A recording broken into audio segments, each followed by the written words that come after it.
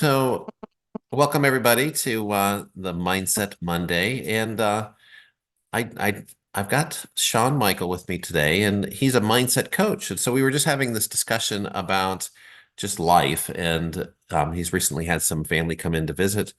And what we've realized is that sometimes the challenges that we face, whether it be with travel or with someone being injured, or just the little things in life, that sometimes those challenges can create a a growth opportunity. And so that's what I've noticed about my own life journey is that I don't view these challenges as such a big deal anymore. I kind of view them as an opportunity to understand something about myself. And so I'd like to welcome you, Shawn. And if you would, the fact that you're a mindset coach, it's perfect that you're here on the Mindset Monday. And can you just share a little bit about what being a mindset coach means to you? So for me, and I want to expand that because I consider myself a mindset and accountability coach because I think there's two levels, like mindset, changing our mindset, because our outer reality is really simply a reflection of our inner mindset. And so to me, changing that mindset, changing the way we perceive the input changes our world. Like we recreate the world around us. I've seen that in person. So there was someone that she was a friend of a young lady that I was dating, and she was all upset because she had this exchange with a person that she just started dating, and the she showed me the exchange on the text, right? And it's you always lose so much understanding because you don't have the vocal intonations, you don't have the facial Mhm. expressions, and so you don't know really what's being communicated. But on the text, it said the exchange went something like this. She texted, "What time do you want me to come over?" And the second thing was him responding, "Well, what time do you want to come over?" And then she goes, "Oh, is your is your ex-spouse going to be there, the parent of the children?" And then all of a sudden, he goes, "Well, yeah." And then she comes back and says, "Oh, is this a problem, me coming over?" And this whole thing just degraded into this chaos. And I was reading this and I go, and as she was reading this text, she was putting the intonations into it and the stress and the doubt and all of this. And I go, what would have been the problem if you would have just responded when he asked you what time do you want to come over, if you would have just suggested possibly 7 p.m. or 8 p.m., right? Instead of going into, is this a problem, and looking for a problem, it actually became a problem. And I thought, well, that's kind of an interesting, unique. So you're talking about perception and perspective.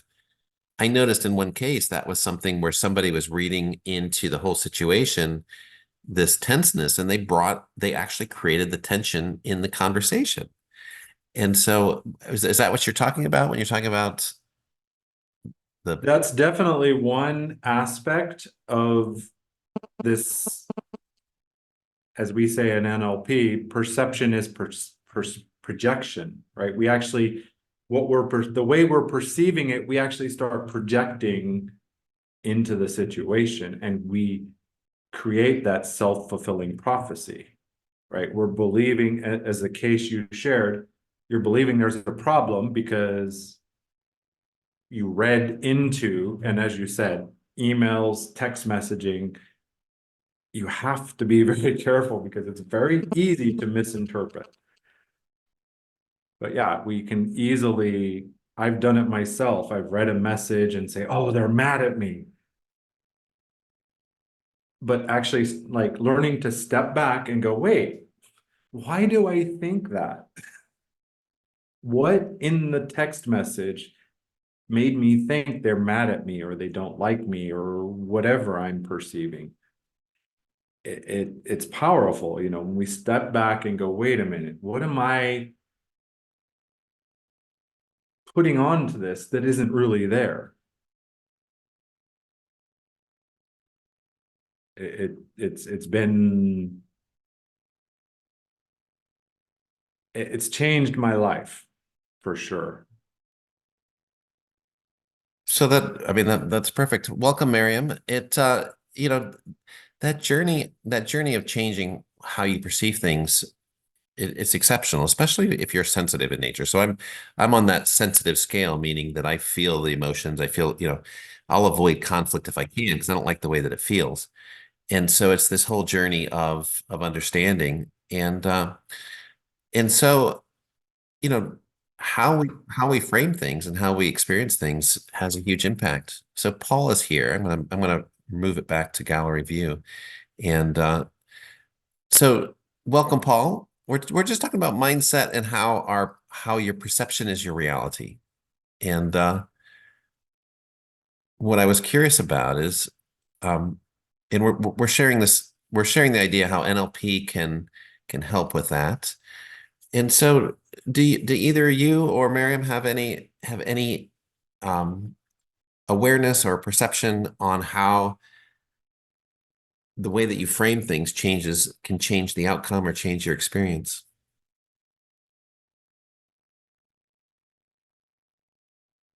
Mariam, there's something. Ladies first. Maybe that's the wrong mindset. Of course.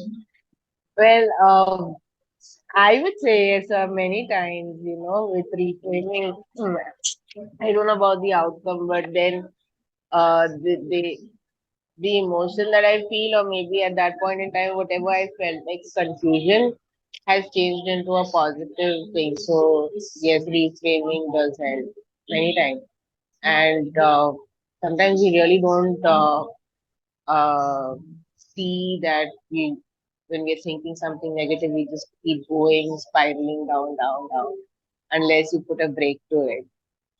And then you're, oh my God, what am I doing, right? And then you stop and then you come back again. So I look at it as, a car, you're driving a car going downhill. And once you realize, okay, I've got the brakes in my hand, and I can apply the brakes whenever I want. So once you realize that and then you stop, wait for a moment, step back and then see where you want to go. And then it works. So that works for me. Yeah. So I change the thought pattern and then whatever the outcome, I accept it. So it's not just negative. It's something, even if it's not positive, it comes to a neutral place. So that's fair enough for me. At least better than from where I was. And has such a huge impact because there's always consequences to our actions. And if you're in a negative state and you respond negatively, whether it be that you're in pain or you're hurt or whatever, and and you're responding because you're feeling that way, now you got to clean up that mess. Because usually there's something that comes from that, and it's like people will start responding. Now you might be dealing with something bigger than when you started with. And so I like what you said about taking a break because sometimes it's better to just take a breath and I always try to tell people if you're upset, it's hard to make a rational decision. If you're in a fear response, it's like you can't respond with all of your faculties because you're constricted and you're going to either fight, flight, freeze, you got this constricted biological response of what you're going to do or be. But if you can get into that place of peace, right, take a few breaths or whatever it is that'll put you in that place, sometimes you can say, oh, well, okay, well, maybe there's something here. Ken Caputo told me one time that two people they were at each other. And when they were able to take a break, they realized that they were fighting about the same thing. They were in 100% agreement. And they were just fighting about how they were saying it. And when they realized that, it's just like they were just blown away. It was the personality, it was the energy, it was all of that. But in effect, they actually agreed straight down the line and they were laughing about it when they were done. So it's interesting.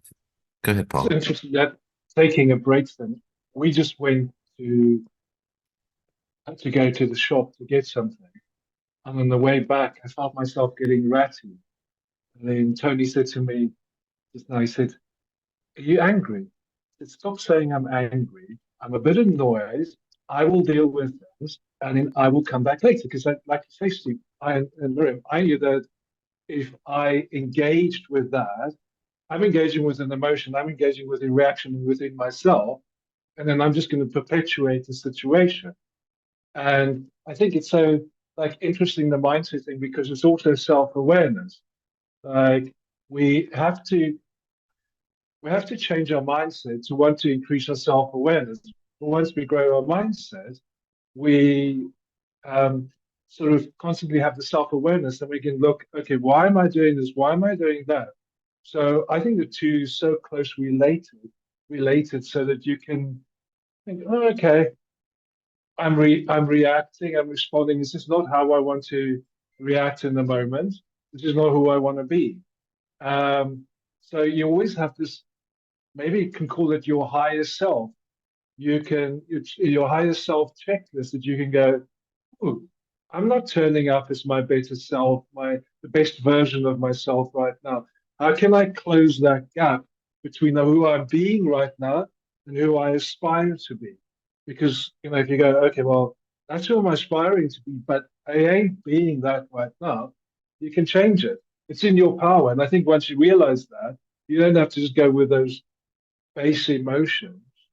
um, I think you can feel them. I mean, anybody who tells me they don't feel the base emotions at times, well, give me that pull. I want to drink that pull. Anyway, And that's what I'm well, thinking. well, my thought is well, you don't want to drink that because it's like if you lose your base emotions, if you lose this ability to respond and react, I mean, you also lose the positive as well. It's like my thought is if you don't have, it's like the spice of life. If you can have a bland diet, but it's like it's still a bland diet. Yeah, I agree with you. I think that's the thing we measure ourselves against. If you look at the map of consciousness, um, I always thought, as you grow, go up the level of map of consciousness, you rate yourself and you do muscle testing, and you go, okay, where am I at now? You, you, in my early days of this journey, I thought, oh, I've grown, I'm better. But you quickly realize it's not that you let go of all those emotions that you've had. They're still there. And, Dan Millman says, we're, nobody's a genius. We all have genius moments and not so much genius moments. So the same thing with these base emotions we have. We all have them, but we turn up and we choose. Obviously, if we have grown and we have self developed, we can then choose to respond differently. We can close that gap between who we want to be and who we might be being. I think that's critical because it's like someone told me one time that the prisons are full of people that made decisions in the moment that changed the rest of their life, right? Because they acted out on either in anger or in this lack mentality that they needed something that they didn't have, and so you know they're stuck in this situation because a lifelong sentence or a long sentence that impacts the rest of their life because they were in a momentary place of being less than or responding in a way that they were thinking that something else. And so, for us, if we can be in that place of self-regulation, I do believe that it gives you a little bit of power over this life experience because you're not spending your life cleaning up the mess of the previous decision. You're now saying, okay, what direction do I want to go? What direction do I want to move? And so I like that. And life's neither gray nor white. It's neither black nor white. It's this it's this strange spectrum of possibilities. And it's like most of the time, I remember my daughter she was accepted into a very elite high school. And I said, this is your decision. And it's going to be a lot of work because it was number 7 in the country of the United States as far as high schools. And I said that this can set you for the rest of your life. but it's your life, and it's going to be a change of where she's living and all of that. So I had her sit down and do a list of pros and cons of making this choice of going to this high school. And I so wanted her to do it, but I wanted it to be her decision. And she made this list, and she came to me, she goes, Dad, she goes, it's not a clear decision. It's like 50-50. And I said, oh, that's how life is. Because it's like, it's not always a clean decision.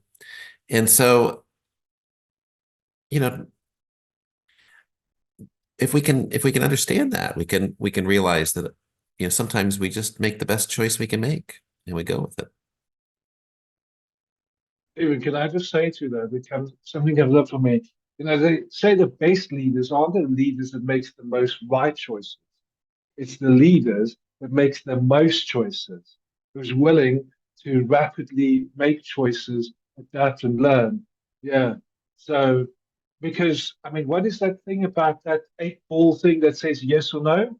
You use that, your likelihood is that you're going to be right more than if you made the decisions you made, because that's just the law of averages. And it's accepting we live in this world and we like to think there's order, but there's chaos, really.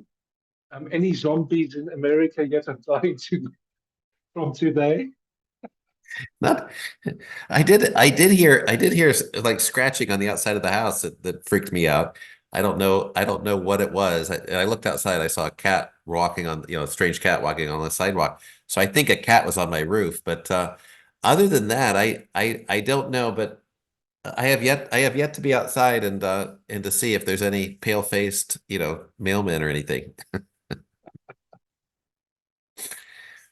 It's a good life. So Paul and I are laughing about the eclipse that's coming through. So in North America, we had the total solar eclipse that just occurred, and so my thought was oh, is it's going to be Day of the Dead because everybody's talking about it.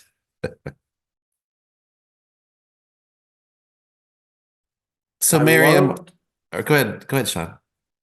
I loved Miriam's metaphor of the car, and you've got the brake, you can use it. But I also, another level came to me when that situation starts spiraling out of control, or we start spiraling out of control. It reminded me of learning to drive, and what do you do when the car goes out of control? And if you're smart, you steer into the skid to regain control. So I really thought of that as she shared that metaphor of breaking the car. But I also thought of, because sometimes we get in that spiral. And you and I were talking earlier, Stephen, about being very empathic, very sensitive. So I can take on someone's emotions in a heartbeat.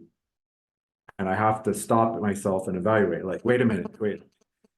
And what I'm feeling me, or am I absorbing their emotion and regaining control? And then I recently learned about what some people call the chain of excellence. And I really thought of this as you were talking about the prisons being full of people who made a bad decision in the wrong state of mind. And the levels, right? Our performance, what are we doing in this situation? The next level is our state. What state are we in that we're acting this way? And our state is then controlled by our physiology and our breathing. And so when we become aware of being out of control, as we've mentioned, we can use our physiology, our breathing, to get to a resourceful state, right? And then make better decisions, make those quick decisions, as Paul mentioned. I also thought of, I've seen this demonstrated a few times. Someone says, oh, I have these two decisions. I can't decide this or this. And the coach or whatever says, do you have a coin? They're like, yeah, take it out, flip it, cover it up. heads you choose choice A, tails you choose choice B. Which do you hope it is? And they say, well, heads. There, you made the decision. You don't even have to look at the coin. So I love that. And I really appreciate what you said, Paul, because when I was looking at leadership, because I was fascinated about, what makes a great leader. And one of the aspects that comes up is an intuitive decision making. So it's this idea that leaders will make a decision, and 9 times out of 10 they'll go with their gut, right? It's like 87% of the CEOs of the top, I think it was the top 100 companies, said that intuition was part of their decision making process. And what's interesting about that is it doesn't matter whether that decision was right or wrong. It's the fact that they made a decision, they moved on, they either learned from it, or they made the right decision. Either one, they're still moving forward. And by using that intuitive thing, they were drawing on more knowledge than just in the moment. So they were drawing on that ethereal experience of what's going on with the organization, the past experiences, everything that they know. And I like that. I like that approach. And it's like, how do you teach intuitive thinking? And I think that, like what you're saying, it's and staring into the skid and all of that. It's relaxing in the moment so that you're not responding in this problem solving process. You're saying, okay, what is it that I need to experience here? What is it that I need to know? And then draw upon that and make a decision. So I love that. Stephen, also outcomes. I think there's also this wrong and right decision. Outcomes are often just data. So you made a decision, the data shows that that was the wrong decision. So you go, what did I learn? What can I learn from this? What can I take away from this? How do I apply it next time? Because I think there's this thing that Brian Johnson said years ago. It's always stuck with me. There's this thing in religion that actually there's a translation of the word. We'll talk about religion. The word sin translates into target, and often people go, "Oh, you've committed a sin." Now, if you think about setting a goal, reaching a target, sometimes the sin is just that you haven't reached the goal, you haven't reached that target, but you don't just have one chance to reach it. You have multiple chances. It's what, I mean, I think that's again a mindset thing. It's like, how often are you willing to fail? How often are you willing to go, oh, shucks, I messed that up? And if you then, like I say, the only time you fail is like when you fall down and you stay down. If you keep getting up, you're not failing, you're learning and you're using that data. Of course, there's the other side of using Shawn's metaphor with the coin, is the other side of the coin where you get some people who just don't learn from the data. So, there's your paradox. But I think, true leadership means you learn from the data. And if you make a mistake, you grow from it. Well, there's so much. The accumulation of all my years of mistakes. There's so much wisdom in what you shared there, because one of the things that's critical is this whole idea about failing. When we were talking to people, I was talking to people that were really successful, and I said, what is this failure that what does failure mean to you? And I was amazed at the responses, because a lot of times people get stuck in this idea that they failed and that they haven't done what they need to do in life. And when I talk to people that succeeded, they have two interesting views on failure. One is one group of people said failure doesn't exist, right? It's like they don't even view failure as existing, because they make a decision and it's wrong, but it was just a decision that was wrong. They learned from that and they moved on. So an example was they were going down a path, and that path led not to where they wanted to go. It's like, oh, well, we're not going to take that path anymore. The second thing that was said is that failure is a necessary part of success. Like if you don't fail enough times, you're never going to succeed. And I thought that was interesting too. And then the third one was that so failure is part of the success. Failure didn't exist. And I think the third part was, it was just that acceptance of it. It's redefining the direction.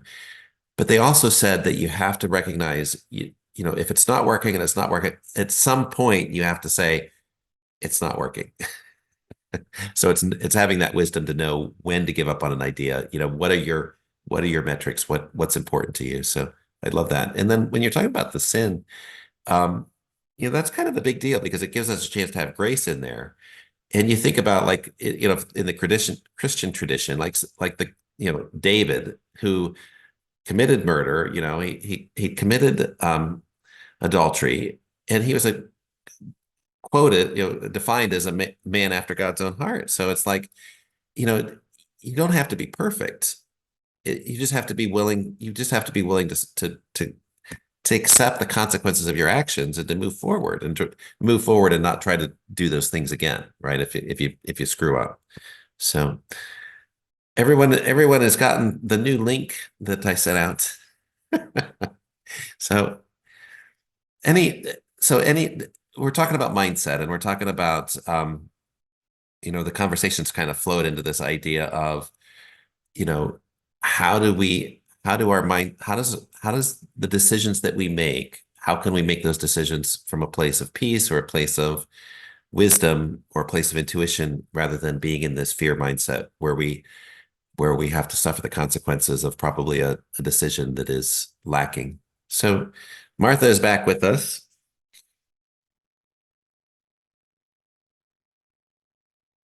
Hello, I'm so sorry. I'm here, I'm there, I'm all over the place, but I'm here in Zen with you.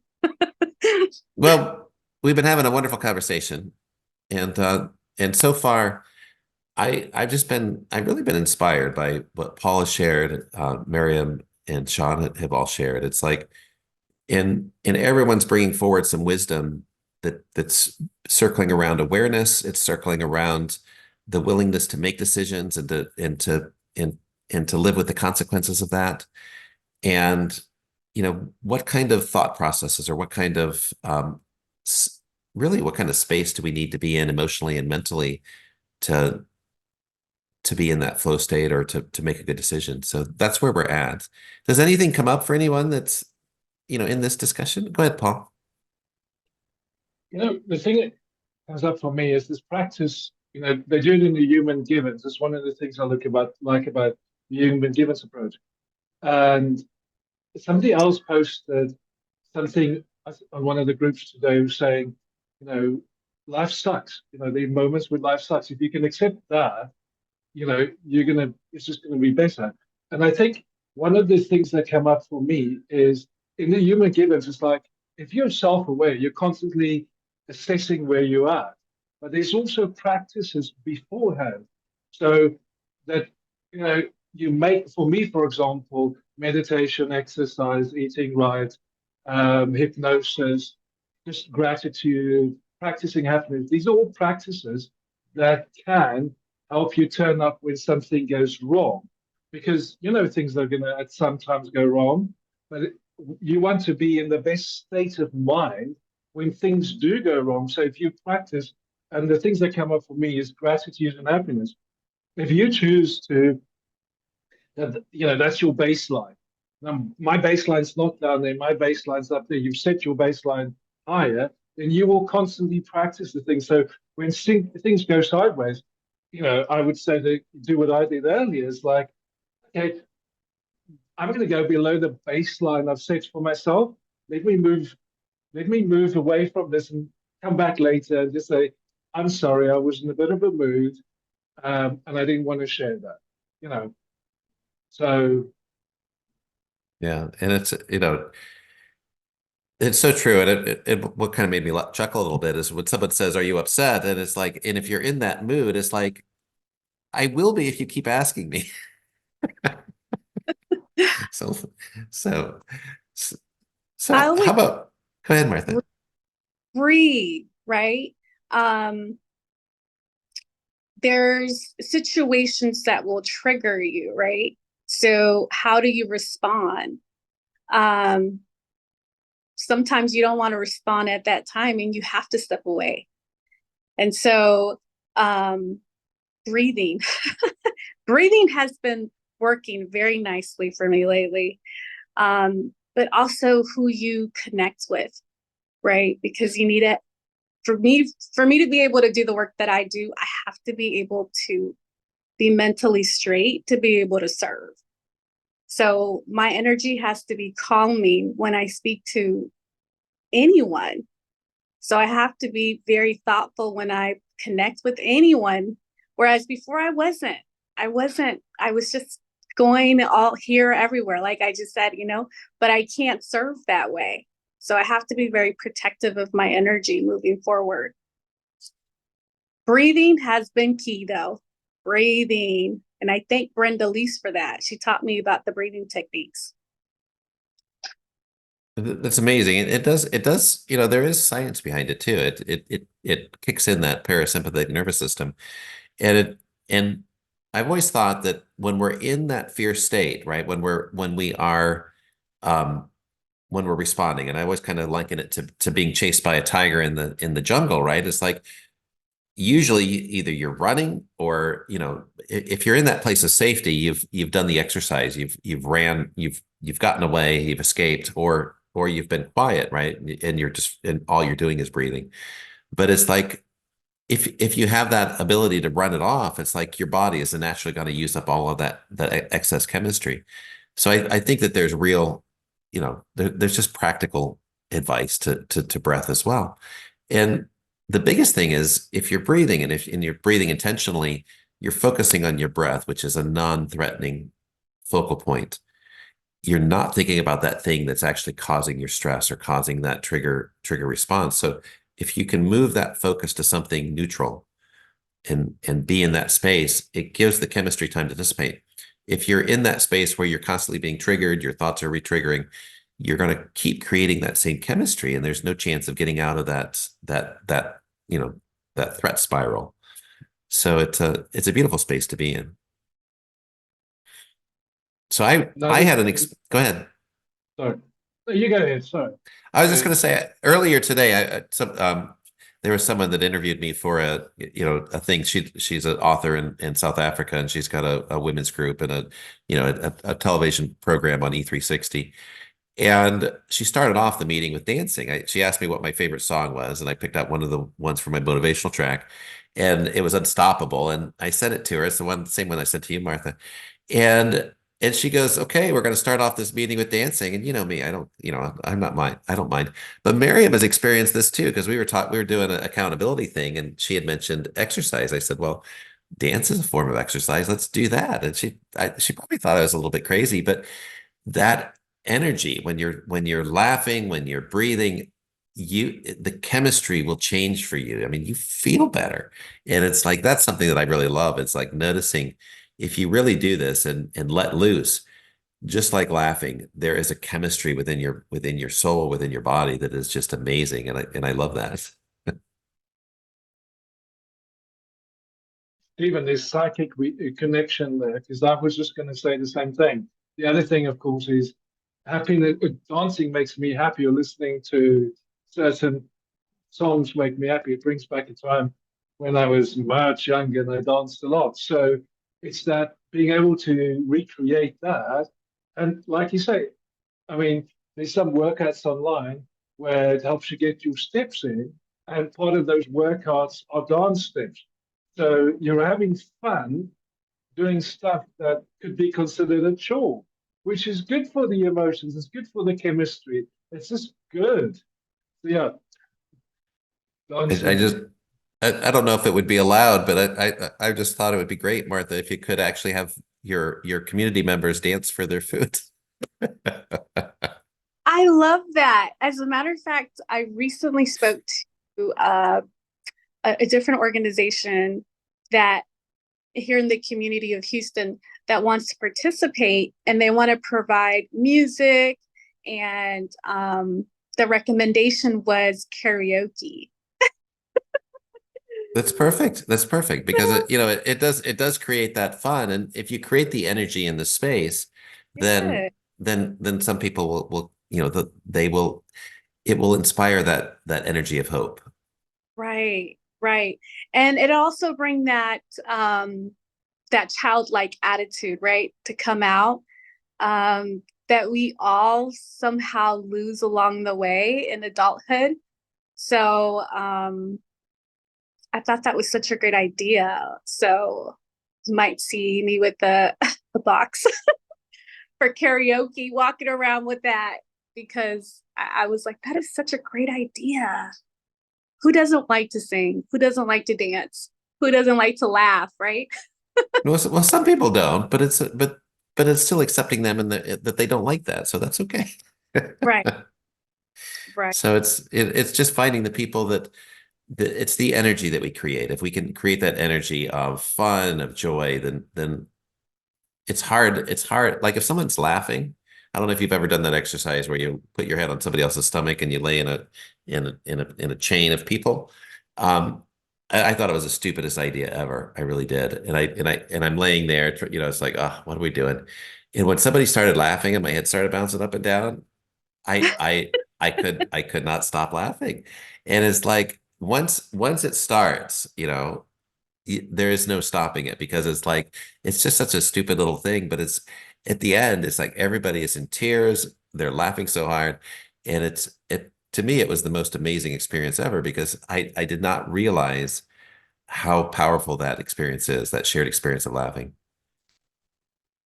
Oh my goodness, I'm gonna have to try that. I really like that. Yeah, it's a very intimate, when you're touching, it's always an intimate experience. So it has to be in the right setting and all of that. But it's wonderful, yeah. So if you have a group of friends or a group of volunteers, it's a wonderful way for community bonding. Love that. Thank you for sharing. So And go ahead, Shawn. I see that you're getting ready to say something. so I actually experienced this a few months ago. I went to Super Coach Immersion put on by Mind Valley in Austin, November of last year. And between each teaching session, they cranked up some music like Unstoppable or one of my new favorite. I came home and showed it to my wife. It's called Real Good Feeling by Oh the Larceny. But between every session, even when we came back from lunch or break, they were just playing this high energy music and everybody was free to dance. Some people got really involved. Other people just kind of, had a little movement, but it was no pressure. It's like the music's here. And it was extremely powerful because it kind of helped us absorb the information we'd heard and kind of be ready for the next segment. So it was extremely powerful in that aspect. And like you said, it just lightens the mood and changes your energy, regardless of what you're feeling before it. What's amazing about that is it does access your subconscious because if you can drop the thought process of trying to make sense of everything that you're taking in and actually just be in that moment, and the subconscious is really happy with symbolism and experience. So if you can be in that moment of dance, then it's strange, but actually everything just kind of sinks in because it's like you're not putting up the walls, you're not trying to figure it out, you absorb it without the need to understand it. And when you can do that, you actually do understand it better. I ju- Go ahead. Hey, Steven, how are you guys? I just want I just wanted to say you did a good job yesterday when you were singing that Happiness Tribe. Thank you. Thank you. Thank you. I was trying to find the words so that we were all on different times. So I'm glad that you enjoyed it. So does anyone have anything that's come up with mindset? The the question that comes up for me is, I'd like to just ask you, Martha, about I know it's not kind of probably a fun part of it, but what is the leadership mindset around charity? Because you've got this administration part of it, but what have you found? What is the leadership mindset that goes in with organizing a humanitarian experience? Definitely strength. Oh, that has to be one of the biggest ones is is seeing your vision, right? In times that are difficult, and maintaining that strength as you move forward. Strength, having the strength to, it's like almost like you're carrying all these bags on your shoulders. You have these weights on your legs, and you have to keep moving forward. Like, you have to just continue to move forward. There's no stopping. So strength, that word just keeps, it's just stuck to me right now. Like, just keep moving, just keep moving, just keep moving. So positive talking. We could be our worst critics. Like, I don't have the skills, I don't have the knowledge, I don't have the money. How am I going to keep moving forward, right? But having that mindset of I will and I can, you will and you can, and you will get it done. You'll figure it out. That has gotten to be one of the strongest,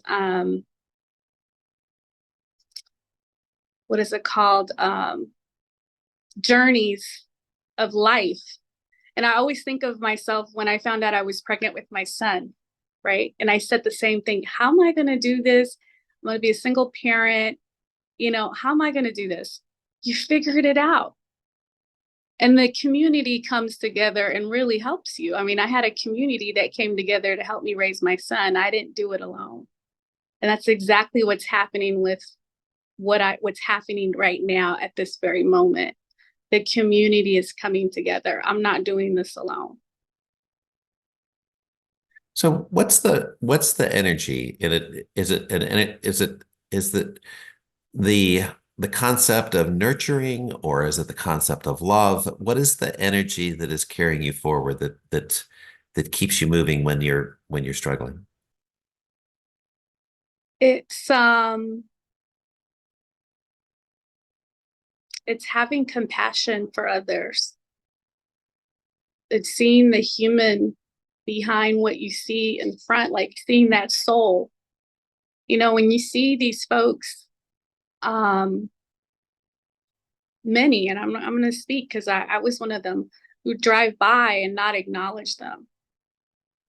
But the moment that you look at them, you look at their face and you acknowledge them and you see them for the person that they are, you see love, you see appreciation, caring, nurturing, and these are human beings.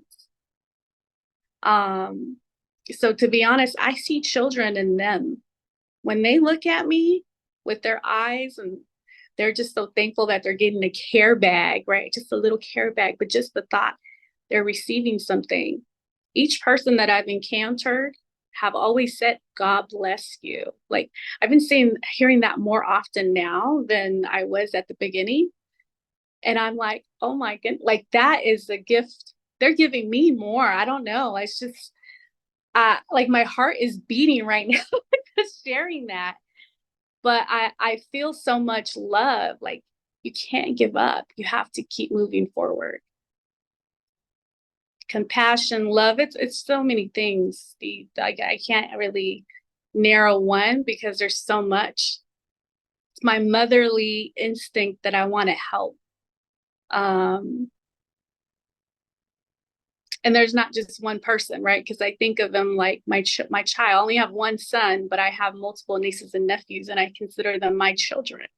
When I connect with folks, I look at them as children, even though they're not children. But when you see someone that has been living in pain or trauma, mental health, I think about the people that I love, and God forbid they don't have to go, if they had to go through that, I hope that they encounter someone that will help and not just drive by and do nothing. Yeah, it's beautiful. It's the idea that we can make a difference. If anyone else has something they'd like to bring in on, I just see your tears. Sorry. No, I, don't be but sorry. It's part of this human experience, and hopefully they're touched by emotions and not irritants or or allergies. My eye was Tears, itching. tears are absolutely wonderful. They wash someone's soul. Yeah. I cry often. You know, last night I seen a woman, maybe in her early 30s, I'm gonna say early 30s, and she was sitting at the light with her dog. And she was asking for help, like help with food. And I was like, I was sitting at the light, so I had to go too. She couldn't walk towards me because I was towards the end. But as I drove, I gave her a care bag. And I seen all these cars just drive by. All these cars drive by.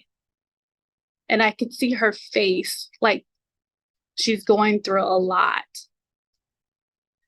And I don't know, you guys, when I see people with their animals out there, and it really touched me. And I'm like, I have to go back there tonight.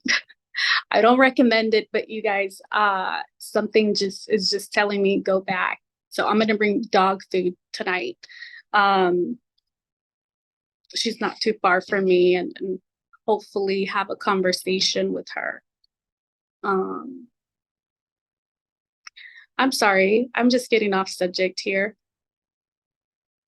No, that there's no worries at all. It's in those human stories, that those experiences, I think they kind of bind us together because I always remember that phrase, there, but for the grace of God go I, right? It's like, we don't know what they went through. We don't know and I think the people that are in that space, their hope was taken away from them, right? And they're stuck. And if they could just get unstuck for a moment, then things could change for them.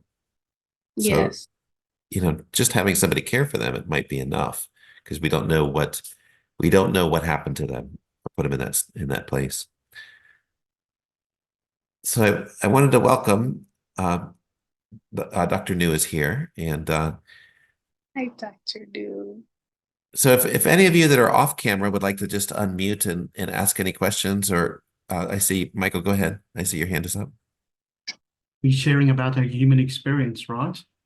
Or We were talking about mindset, but embracing. right in the moment we're sharing human experience. I mean, it's we're all in this space to navigate life and to navigate this journey Well, of life. So one thing that I have appreciated over the last 3.5 years, one can close off a heart and fortify themselves, or you can have an open heart but with firm but fair boundaries. And it's quite interesting because if you become functional, irrespective of where you fit in your neurological processing, either learning to be socially aware or learning to be a little bit firm if you're more empathic. So you can become functional in not only society, but when that functionality flows in the right frequency, in the right resonance, in the right symphony, then life has a way of just manifesting what it needs to for you. And I can only speak from my past experiences on the topic, not on other aspects. And that's what I picked the last 3.5 years. well, I love that because And how to plant sunflowers. that's beautiful. I talked to my friend about the grafting process that you are mastering, and it's something that I want to Oh, try as well. it's so cool. If anyone wants to clone a plant, I have been trying loads and loads and loads and loads of different types of formulas, and I believe I have cracked it because we've tried it on 3 different species, and within 2.5 days, the roots have really started popping. Macadamias, kumquats, and avocado pear trees. The next is to try mango to see if it works on a mango and a lychee tree. If they work on those 5, then that's the KwaZulu-Natal covered. That's amazing. And I'm gonna try I'll to. share it with the world if you want it. Just drop me a WhatsApp. I'll give you the formula. So I'm going to try it on a Meyer lemon tree as well. So we'll see if it works for that. It should if it works for the kumquat. So it should because they're both citrus. So what a lovely experience. So and I'd like to just kind of go around and do the takeaways if you guys are game for that. I'll start with you, Martha. What was your takeaway from, the conversation we've had, the share? What was your takeaway from just this experience and this conversation? Yeah, I really enjoyed it, and I do apologize that I was in and out earlier. But being here with you guys, just listening to the shares, the ones that I was able to listen to, it's a Zen zone. This is really a Zen zone. And I love what you shared about laying down like the community building. I'm going to take that with me, and I'm going to incorporate it somehow to have it with the volunteers, because we're going to need to have those connections within the team. So I'm looking forward to that. And I definitely am moving forward with heart-centered individuals that see the vision that I see ahead, and that are not afraid to be out there, expressing help to those folks that really need us. More than we think, because there's people out there that really do need us.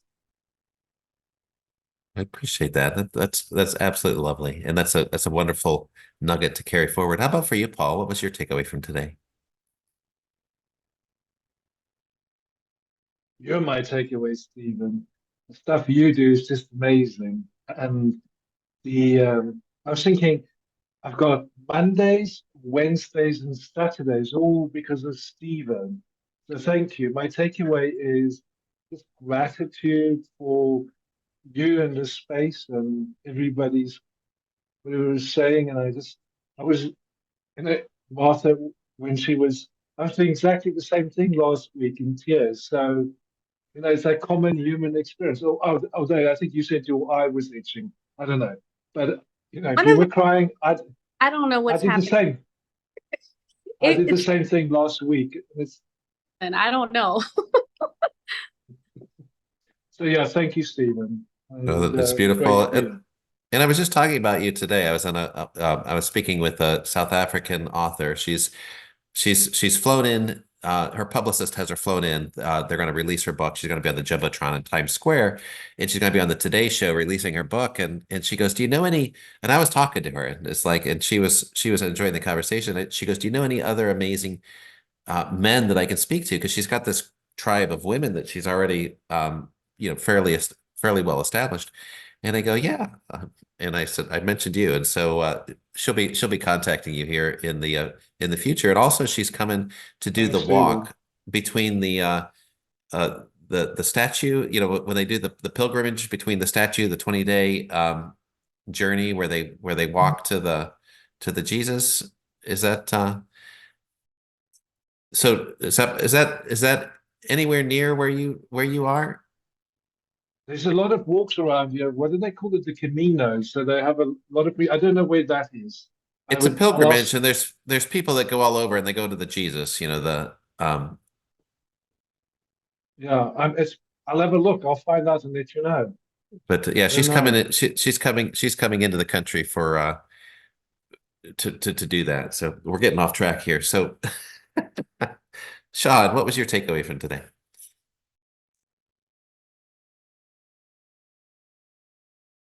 When you originally posed that question, you said you're going to go around. Instantly, what came to mind is the Global Summit events logo, and how today's talk just exemplified the tagline, better together. Because, I joined it thinking it was going to be you and Martha, because that's what I expected. But Martha was not able to be here fully on. So you just kind of rolled with it, got me involved, Mariam, Paul, anyone else who wanted to join. And each of us was able to add our own perspective, and we can all grow through that, you know, seeing it from another's eyes, taking the learnings that Paul shared or Mariam shared or Martha shared, all of it. It just, that's my big takeaway, is that we really are better together. Yeah, I love that. And what that kind of inspires with me is just roll with it. Whatever happens, just roll with it, because what a beautiful experience we just had here. What a beautiful conversation, what wisdom, and it's that energy that we create. So thank you for that. And thanks for stepping in, right? It's like without any hesitation, it's like, okay, it's you and I, Shawn, let's do it. And you rolled with it. So it's beautiful. Mariam, what was your takeaway from today? When all of you all were talking about right and wrong decisions, the only thing that came to my mind was the power of choice, right? We always forget this. We always look, when we are in trouble, we just look at one thing. This is the problem that I have, but we don't look at the options. We don't look at the choices that we have. And once you realize that you do have options, you do have a choice that you can make, whether good or bad, wrong or right, doesn't matter. But you do have an option. You do have the choice. Once you realize that, it opens up so many ways, and it just gives you that power to, come back to yourself. So I think that's a very, very big thing. It's being empowered, it's being aware, all this club together, right? So yeah, that's my takeaway from today. So thank you for sharing all this. No, it's lovely. And Michael, what was your takeaway from today? I don't know if you're able to come on camera. He might be off wiping his tears. Oh, there you are.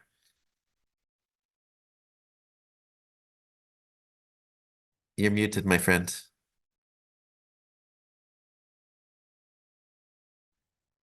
Martha, I love the way that you expressed yourself with such an empathic passion, and I'm quite certain with that drive you're going to, I think you're born for greatness. And that's my takeaway. I took something small, a little seed from Martha today, and I'm going to apply it in my life. Thank you for expressing what you did and how you went about doing it. You rock. So And you all I love rock. that.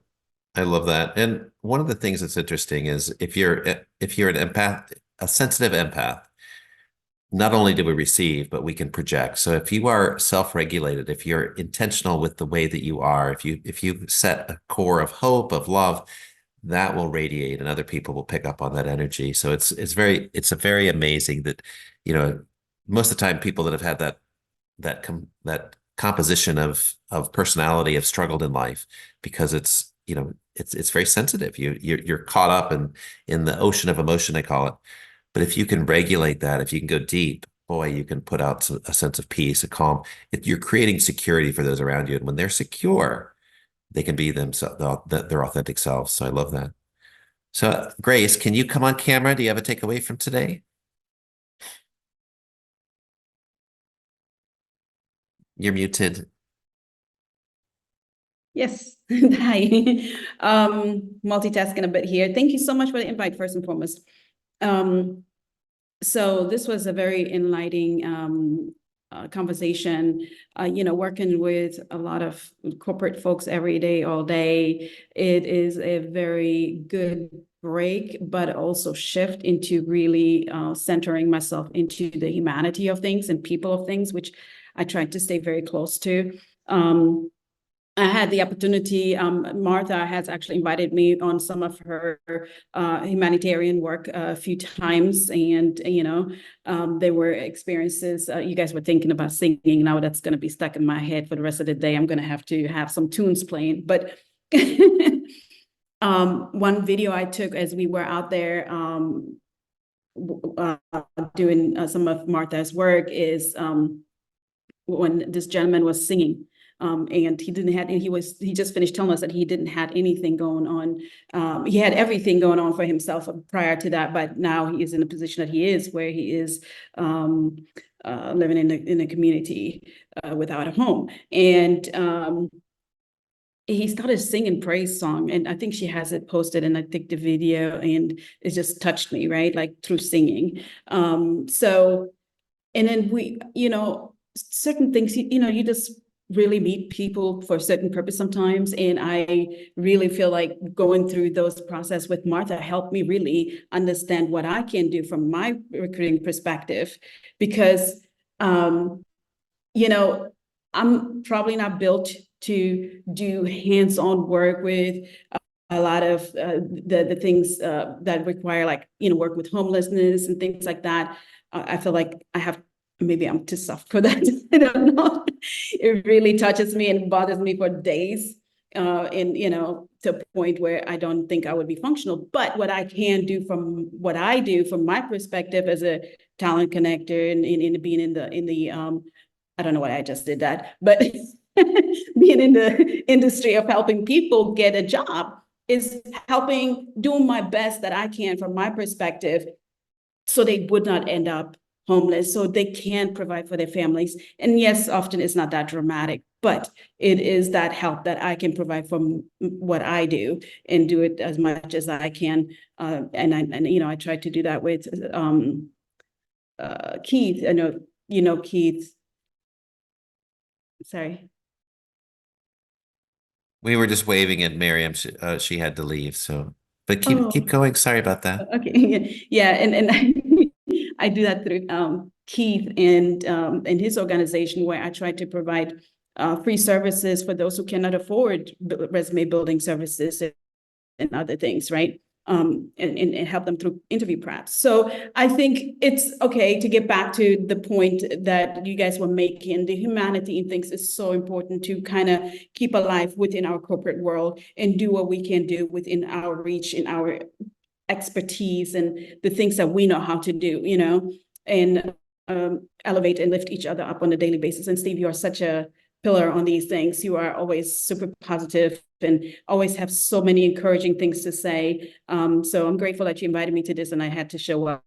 And I'm grateful that I didn't have nothing else going on, so I could show up. I mean, look at this group of people we have here. How could I not be a positive person? You all are amazing. You are, you show up, you're friends, and you are inspiring. I just reflect back the amazingness that you bring. So thank you for that. Dr. New, I don't know if you're able to, you don't have to come on camera if you don't want to, but you can. We always lovely to see your face. What was your takeaway from today? It's unmute. Hi, Steve and Martha. I think that's Gracie, right? Is that Gracie? I'm assuming I'm hearing the voice. Let's say BK staffing, but I think that's Grace, Paul, Shawn, Arcadian, and and I think Mariam and Krista was here earlier. And Mike, and it's one of the things I think, Grace, before you spoke, I was gonna tell Martha that today, I don't know if you know, it's one of those auspicious day that it's a merit accumulating day for in like a Dharma, because I'm more of a Buddhism, but in the calendar of why certain people in as far as spirituality on energy, like when our vibration on certain days we're more sensitive, is because certain days is like either full moon or like a new moon.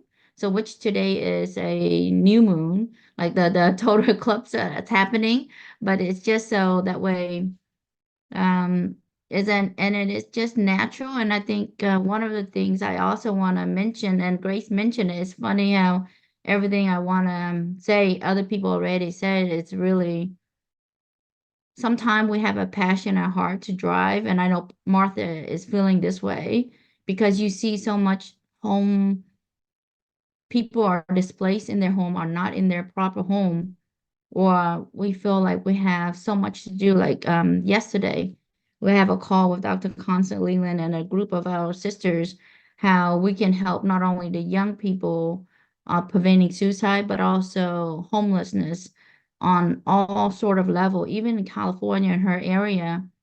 And I think it was San Diego for her area, for her to feed a homeless, she would get fined from a police officer who say you cannot feed. And it's just one of those things that I know is against human rights for us to feed someone, right? But I guess in politics and whoever that is oversee that city and regulation wise, maybe if it's packaged, if it's a restaurant that you package out and you give, like, you buy from a restaurant and you give it to them, maybe it could cause, like harm if you don't know what's in it. I mean, there's so many if and why certain people, I guess, in a way of intention of maybe they're trying to protect, but again, we have to weigh the risk and benefit, right? The pros and cons versus feeding or not feeding. And I think it's just that's where I kind of want to pull back on perspective, is that sometimes we feel like we're so small, we're doing so little, and we wish everyone can rally on the things that we want to do, right? And we want more hands on deck, and we want a lot of things to happen, but just know that even with your heart and your passions to wanting to do even just that simple thought, you're already generating a heart of gold, right? You have a passion, a love for people. Now you're taking action, so that's a huge merit. And then now you're rallying others. I can't even talk right now.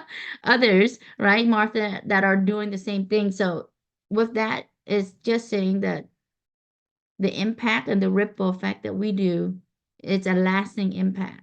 So don't think that outreach is so short, right? However many people we're able to help today. But people who know us, like for instance, people who know Stephen or Martha or Paul, or in our inner circle will say, these are the wonderful people that we know. And they talk about you behind your back, meaning a good thing, right? Because of what you stand for, what you do. So don't feel like you outshort, you don't feel emotional of sorry for being emotional. Things just happen and just let it be. And I love how Steve always bring it back of just let it flow, right? Let it be. And I think one of the things is just don't expect the outcomes, even if how much drive and how much effort we put in, and we do the best that we can. And then the rest will come. It's like we grow and nurture a tree, is we expect that good things will come, but we don't know when, right? What year it will generate that fruit that we will collect that collectiveness of that ripening of the tree. So just be patient and just continue being you and only be positive, and we can choose to react and act upon anything, and we have that choice and we have that option with the tools, and the framework is anything that's struggle, anything that's negative, we can choose it as an opportunity to say, we can do this, we can collectively overcome, and it's taking a small bite at a time. So nothing that I think it's already in a movement. It's just whether, when, and what time. We're not here to see a lot of things that, I mean, over 100 years from now. I don't think I'll be here. But those are the things that I say that with a heart to really care. Like I see yourself and I see every individual here. And when Steve, I feel bad. I was like, oh my goodness, I'm gonna hop on late. But I guess even late, I'm just gonna stay in the background. but it's really sincerely when you have a pure intention and no motive and nothing lie and nothing hidden, then the world will see what you're meant to do and what you want to do, and those who are meant will come along. So just continue being you, and you're beautiful and handsome. I can't say beautiful to all the gentlemen, but it's just the beautiful heart and soul of each individual here is amazing, from inside and out. So that's what let's create that more bigger impact, and we are better together. So I know I'm getting my eyes are wet too, but it's I think one of the things I would like to encourage is for everyone, whether it's religious or non-religions, religious based, but today is a huge merit accumulating. So in other days, if you do one action, it's equal one, but today it could be one action that's multiplied in millions of merits. So in a month, sometimes you only have one or two occasions. So try to, whatever it is, try to reframe it and pass it on really positivity, loving to yourself and loving to others, And that's genuinely, let's not be, of course, if we don't have anything nice to say about someone, we don't have to say anything. But if we lie, then that also is a huge merit. So, I think those are things I think we want to be mindful of our actions and our thoughts so we can turn into many, many more positively around our lives and others. And that is just a little thought that I like to share because I think we are better together. And I thank you for having this space, Stephen. I Love love you all. that. So my hope and my intention for all of you is that is finding out what that merit is that brings money, because we could all be more generous if we had lots more money. So Martha could do more with her ideas. Shawn, Paul, Michael, Grace could even use more money as well, right? So Martha, I think it's time for you to buy that lottery ticket, my dear. Remember you said you had a dream of a lottery ticket winning? Why not? It's that you know, time. Let's go. and, There's and what we I used wish. to, one saying go we ahead. could do a lot more. That's what I was thinking when you say, well, if you exponentiate something a million times, I'm thinking I'm buying lottery tickets now. Well, I will Let's buy a see, lottery Some ticket we as money. can go well. on a medical mission trip. We can do a lot of things just like, let's go. Martha said, we don't Exactly. need And recharge your own batteries as well. I mean, there's nothing wrong. There's nothing wrong with money, and money is a blessing that comes to those that have a good heart, that are doing good things. And to me, this is the one thing that we all need to be in, that space of security, so that we can keep moving forward with the mission that we have of helping. So thank you all for being here. What does that mean? I always see you do that. What does that love mean? the two hearts. This is Oh, heart. look at that. Love it. Oh, I never knew that. Yeah. So you see how hearts, you fold it and you Yeah, become yeah. hearts. I'm giving This hearts. is like Or this is like a biological heart with the ventricle and the. I mean, this is like a real heart. Yeah. yeah, see hearts.